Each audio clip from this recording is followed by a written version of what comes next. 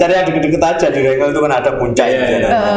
Aku ngirim nanti satu pas foto tapi di pantai beda dewe. Oleh ora? Temanya berbeda. Oh kakak, dukur bukit kancing aja. Oh ya kemarin habis. Iya.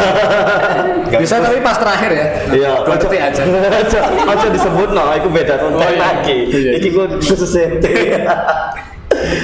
Nah kalau properti apa namanya? Misalkan tadi kayak apa ya tadi? Kayak reflektor, lampu, tanpa lampu. Nyiasatinya gimana ya?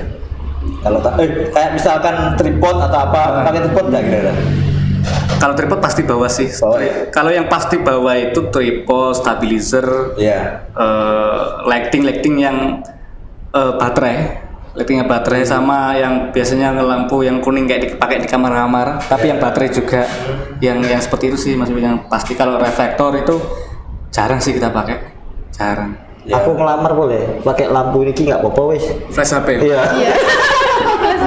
Flash HP. Yang penting katut apa.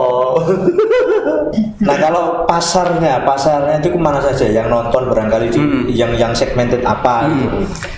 Pasar utama yang pasti para pendaki Gunung Mas Wibi. Dan sebelum saya memutuskan untuk bikin channel ini juga sudah banyak yang membuktikan itu, kayak Firsa Besari artis itu kan, itu konten YouTube-nya rata-rata ya di pegunungan, itu view-nya ya nggak kalah sama konten-konten musik, podcast kayak gini juga jutaan gitu lah view-nya. Berarti pendaki ini lumayan fanatik juga gitu. Terus di Instagram juga kita cari-cari akun-akun pendaki juga banyak sekali gitu. Akhirnya ya sudah kita memberanikan ini. Karena memang dunia tantangan ya. Benar. Tapi lagi-lagi cerita kita dan lagunya juga, saya juga bilang sama Mas Andre yang bikin lagu itu, kita berusaha seumum mungkin gitu.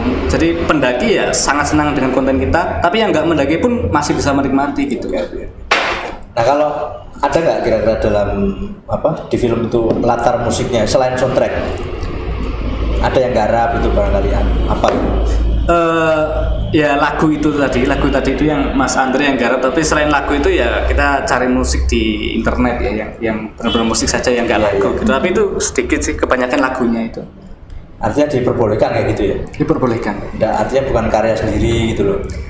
Selagi websitenya itu sudah legal gitu ya diperbolehkan. Kayak YouTube itu kan ada sendiri yang dia menyediakan. Kayak gitu ya diperbolehkan. Barangkali Rina ada yang disampaikan?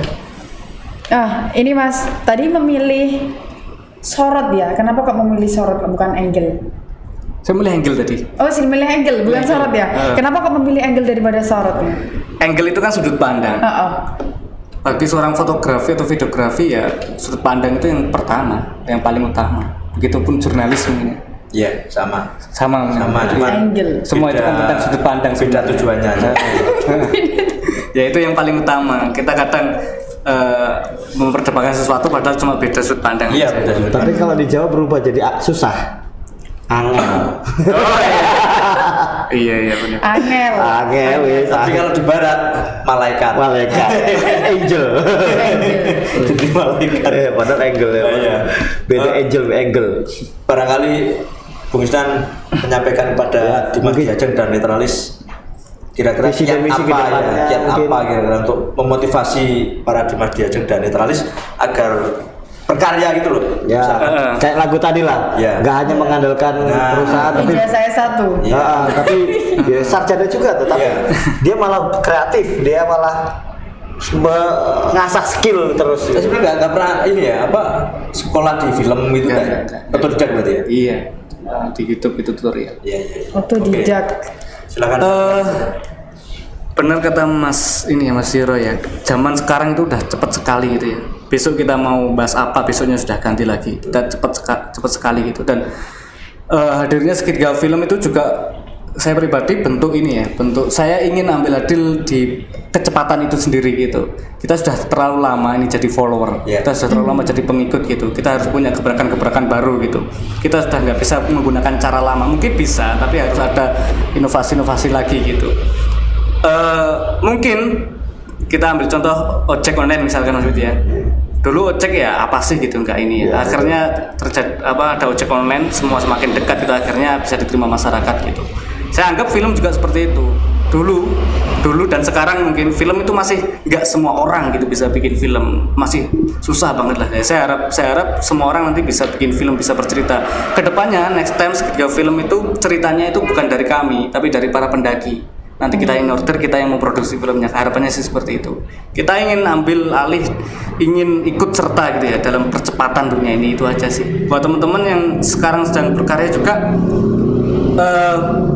apa ya?